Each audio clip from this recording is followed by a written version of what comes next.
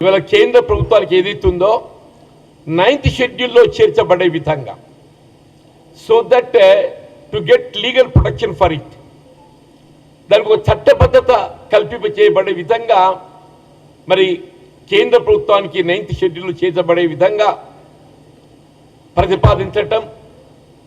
మరి కేంద్ర ప్రభుత్వం ఏదైతుందో దాదాపు 4 మాసాలు గడుస్తుంది, ఇంతవరకు దానిపై నిర్ణయం తీసుకోలేక నాంచివేత ధోరణి అవలంబించడంతో మరి స్థానిక సంస్థల ఎన్నికలు నిర్వహణ అనేది అటు హైకోర్టు తీర్పనే కాకుండా అదర్వైజ్ ఆల్సో స్థానిక సంస్థల ఎన్నికలు జాప్యం కావడంతో మన కేంద్రం నుండి రావాల్సిన నిధుల విడుదల జాప్యం అవుతుందన్నటువంటి ఒక భావనతో శాసనసభలో ఆమోదింపజేయబడ్డటువంటి ఒక బిల్లుకు మరి ఒక ఆర్డినెన్స్ జారీ చేయాలని చెప్పి ఏదైతే రాష్ట్ర ప్రభుత్వం భావించడం జరిగిందో దాన్ని కూడా మరి అమలుకు రాకుంటే ఏదైతుందో అడ్డుకునే విధంగా మరి తిరిగి గవర్నర్ గారు కేంద్ర హోంశాఖకు నివేదించటం.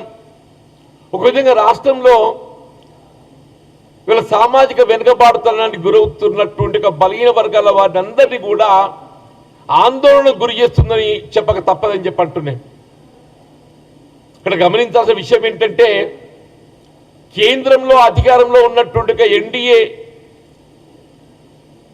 పాలకపక్షం భారతీయ జనతా పార్టీ ఏదైతుందో రాష్ట్రంలో శాసనసభలో ఎప్పుడైతే బిల్లు చర్చకు వచ్చిందో వారు దానికి అనుగుణంగా మరి బిల్లుకు ఆమోదం తెలపడం జరిగింది. మరి అదే కేంద్రానికి పోయేవరకు ఏదైతుందో మరి వాళ్ళ ద్వంద్వ నీతి 2-4 ధోరణి అంటారు కదా, వీళ్ళ రాష్ట్రంలో ఏదైతుందో ఇక్కడ ప్రతిపాదించబడ్డటువంటి యొక్క 42% రిజర్వేషన్ కల్పనకు ఆమోదం తెలిపి కేంద్రంలో 9th షెడ్యూల్ చేర్చేటువంటి యొక్క మరి బాధ్యత నిర్వర్తించకుండా నాంచివేత ధోరణి అవలంబించటం బీజేపీ యొక్క నిజరూపం, వాళ్ళ యొక్క బలహీన వర్గాల పట్ల ఉండేటువంటి ఒక వివక్షత మనకు కనబడుతుందని చెప్పక తప్పదని చెప్పంటున్నాం. ఇప్పుడు ఆశ్చర్యకరం ఏంటంటే మీరు ముస్లింలకు రిజర్వేషన్ కల్పిస్తున్నారు, ఇంకా ఈ 42% రిజర్వేషన్లో ప్రత్యేకంగా కొత్తగా చేర్చిన అంశం ఏది లేదు.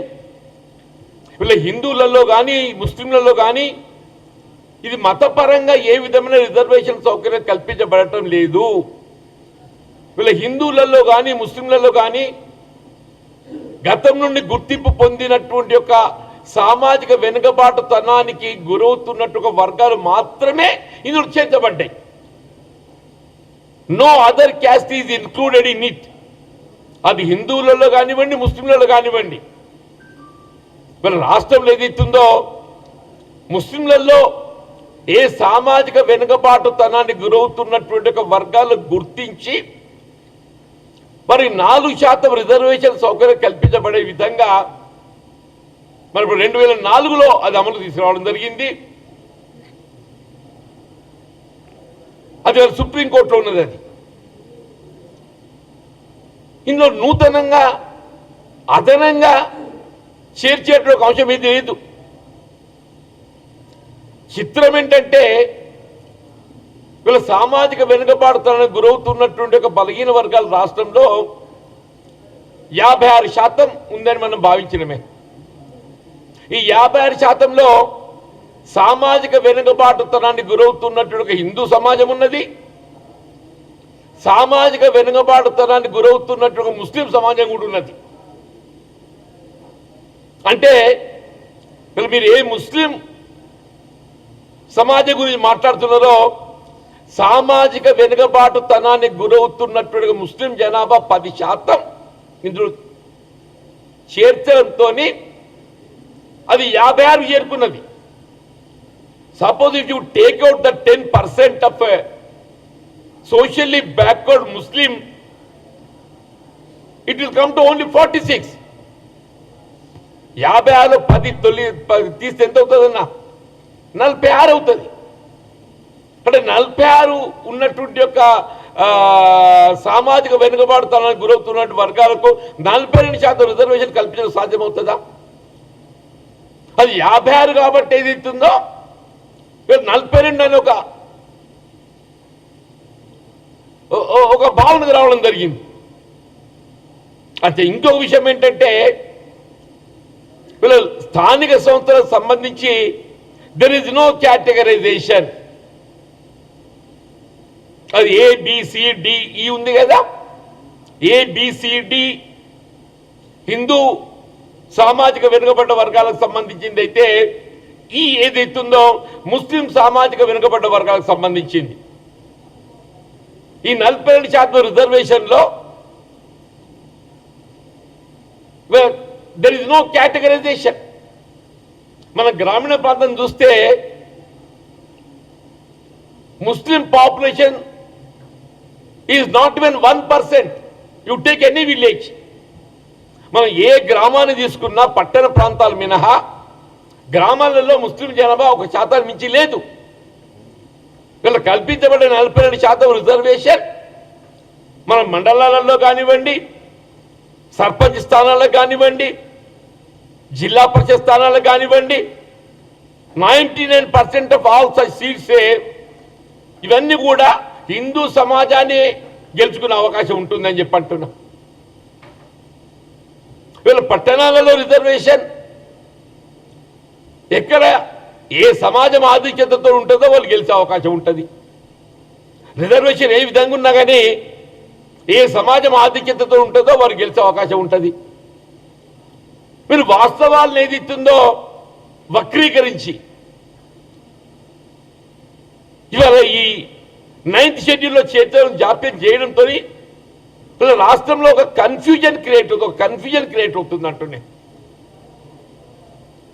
వీళ్ళ విద్యా ఉద్యోగాలకు సంబంధించి యాజ్ ఇట్ ఈజ్ 29% అమలవుతుంది రాష్ట్రంలో. విద్యా ఉద్యోగాలలో 29% అమలవుతుంది. స్థానిక సంస్థలు ఏదైతుందో 24% అమలవుతే విద్యా ఉద్యోగాలలో 29% అమలవుతుంది. సామాజిక వెనుకబాటుతానికి గురవుతున్నటువంటి హిందూ సమాజం 25% ఉంటే విద్యా ఉద్యోగాలలో సామాజిక వెనుకబాటుతానికి గురవుతున్నటువంటి ముస్లిం రిజర్వేషన్ 4%. అంటే ఎంత ఉంది? 25 + 4 29. మనం 42 కల్పించినా కానీ వ్యత్యాసం ఎంత అదనమవుతుంది? 13% అదనవుతుంది. 42 29 తీస్తే 13. మీరు అదనంగా కల్పించబడే ఈ 13% రిజర్వేషన్లో మీరు ముస్లిం జనాభాకు ఏ సామాజిక వెనుకబాటుతానికి గురవుతున్నటువంటి ముస్లిం సమాజానికి లభించేటువంటి ఆధిక్యత కేవలం 1.8. వాళ్ళు ఇంతవరకు వాళ్ళు పొందుతున్న 4% అదనంగా 42% అమలవుతే విద్యా ఉద్యోగాలలో స్థానిక సంస్థల్లో దెర్ ఇస్ నో కేటగరైజేషన్. విద్యా ఉద్యోగాలలో వేర్ దెర్ ఇస్ కేటగరైజేషన్ ముస్లిం సమాజం సామాజిక వెనుకబాటుతానికి గురవుతున్నటువంటి ముస్లిం సమాజానికి ప్రస్తుతం 4కి ఏదైతుందో 1.8 యాడ్ అవుతుంది, 5.8 అవుతుంది. వాస్తవంగా కిందుంటే 10%. దయచేసి ఏదైతుందో ఇవాళ సామాజిక వెనుకబాటుతానికి గురవుతున్నటువంటి ఒక ముస్లిం సమాజానికి రిజర్వేషన్ కల్పించడం కేవలం తెలంగాణ రాష్ట్రమే కాదు, మీ గుజరాత్లో కల్పిస్తున్నారు. మోడీ గారి స్వరాష్ట్రం గుజరాత్లో ఏదైతుందో సామాజిక వెనుకబాటుతానికి గురవుతున్నట్టు ముస్లిం సమాజానికి రిజర్వేషన్ సౌకర్యం కల్పిస్తున్నారు. మహారాష్ట్రలో కల్పిస్తున్నారు. ఎన్డీఏ పాలిత రాష్ట్రమైనటువంటి ఆంధ్రప్రదేశ్లో కూడా సామాజిక వెనుకబాటుతానికి గురవుతున్నటువంటి ముస్లిం సమాజానికి రిజర్వేషన్ సౌకర్యం కల్పిస్తున్నారు. వాస్తవం ఒకలా ఉంటే వాస్తవాలు భిన్నంగా వాస్తవాలు వక్రీకరింపజేయబడే విధంగా మరి భారతీయ జనతా పార్టీ మీ బాధ్యత నిర్వర్తించకుండా మరి 9th షెడ్యూల్లో చేర్చడం మీ బాధ్యత. ఆనాడు తమిళనాడు ఏదైతుందో జయలలిత గారు ముఖ్యమంత్రి ఉండగా తమిళనాడు సంబంధించి 69% రిజర్వేషన్ కల్పింపజేయబడే విధంగా దాని చట్టబద్ధత లీగల్ శాంటిటీ ప్రొటెక్షన్ కల్పింపజేయబడటానికి కేంద్రం నివేదిస్తే పివి నరసింహారావు గారు ప్రధానమంత్రిగా తమిళనాడు సంబంధించి 9th షెడ్యూల్లో చేర్చి తమిళనాడులో 69% అమలవుతుంది. ఈ రిజర్వేషన్ కేంద్రానికి సంబంధించింది కాదు, కేవలం రాష్ట్రాలకే పరిమితమైనటువంటి అంశము. ఈ రిజర్వేషన్ కేవలం తెలంగాణ రాష్ట్రానికే పరిమితమైనటువంటి అంశము. ఏ రాష్ట్రమైనా కానీ ఆ రాష్ట్ర పరిధిలో కల్పించబడిన రిజర్వేషన్ సౌకర్యం పట్ల ఆ ప్రభుత్వానికి స్వేచ్ఛ ఉన్నది. ఇది రాజ్యాంగం నిర్దేశించింది. ఇప్పటికైనా భారతీయ జనతా పార్టీ ఏదైతుందో వీళ్ళ కేంద్రంలో మీరు అధికారులు ఉన్నారు, రాష్ట్రంలో ఒకసారి మీ అభిప్రాయం వ్యక్తం చేసిండ్రు. మీరు ఇక్కడికి వెళ్ళి ఢిల్లీ పోగానే మీ అభిప్రాయం ఎట్లా మారుతుందే? వీళ్ళ స్థానిక సంస్థల ఎన్నికలు జాప్యం కావడానికి ఎవరు కారకులు, ఎవరు బాధ్యులు? బీజేపీ బాధ్యులు అంటున్నాను.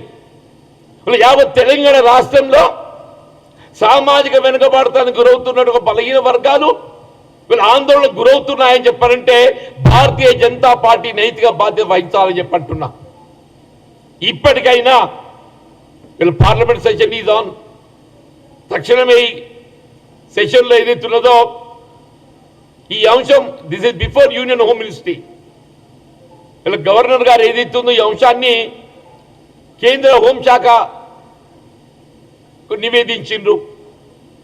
9th షెడ్యూల్లో చేర్చబడే విధంగా తక్షణమే దీనిపై చర్య తీసుకొని తెలంగాణ రాష్ట్రంలో సామాజిక వెనుకబాటుతానికి గురవుతున్నట్టుగా బలహీన వర్గాలకు ప్రత్యేకంగా రిజర్వేషన్ సౌకర్యాలు 42% కల్పించాలని చెప్పని ఏ తెలంగాణ రాష్ట్రం కాంగ్రెస్ పార్టీ భావిస్తున్నదో, రాహుల్ గాంధీ గారి యొక్క ఆలోచన మేరకు వీళ్ళ దేశంలో ఏదైతుందో వాళ్ళ చర్చ అవుతున్నది. దేశంలో చర్చ అవుతుంది. బలహీన వర్గాలందరూ కూడా ఈ ఘనత కేవలం రాహుల్ గాంధీ గారికి దక్కుతుందని చెప్పంటు నేను. వీళ్ళ కేంద్రం కూడా వాస్తవాలు గ్రహించి ఒక మెట్టు దిగొచ్చింది. రేపు జనగణనలో ఏదైతుందో కులగణన కూడా చేపట్టబడే విధంగా ఒక మెట్టు దిగొచ్చింది. మీరు ఎట్లా రేపు జనగణనలో కులగణన చేపట్టడానికి ఏదైతుందో మీరు నిర్ణయం తీసుకున్నారు కాబట్టి, వీళ్ళ రాష్ట్రంలో ఆల్రెడీ కులగణన చేపట్టబడడం జరిగింది కాబట్టి వీళ్ళ రాష్ట్ర ప్రభుత్వం యొక్క ఆలోచన విధానానికి అనుగుణంగా వీళ్ళు ఆల్రెడీ బిల్లు ఆమోదం పొందింది కాబట్టి తక్షణమే స్థానిక సంస్థలకు సంబంధించి కానీ ఒకటి, రెండోది విద్యా ఉద్యోగాలకు సంబంధించి కానీ 42% రిజర్వేషన్ అమలు చేయబడే విధంగా 9th షెడ్యూల్లో చేర్చబడేటువంటి నిర్ణయం తీసుకొని మరి రాష్ట్రానికి వెసులుబాటు కల్పించాలని తోడ్పడాలని చెప్పని విజ్ఞప్తి చేస్తున్నా. Thank you. Subscribe us and press the bell icon for more interesting updates.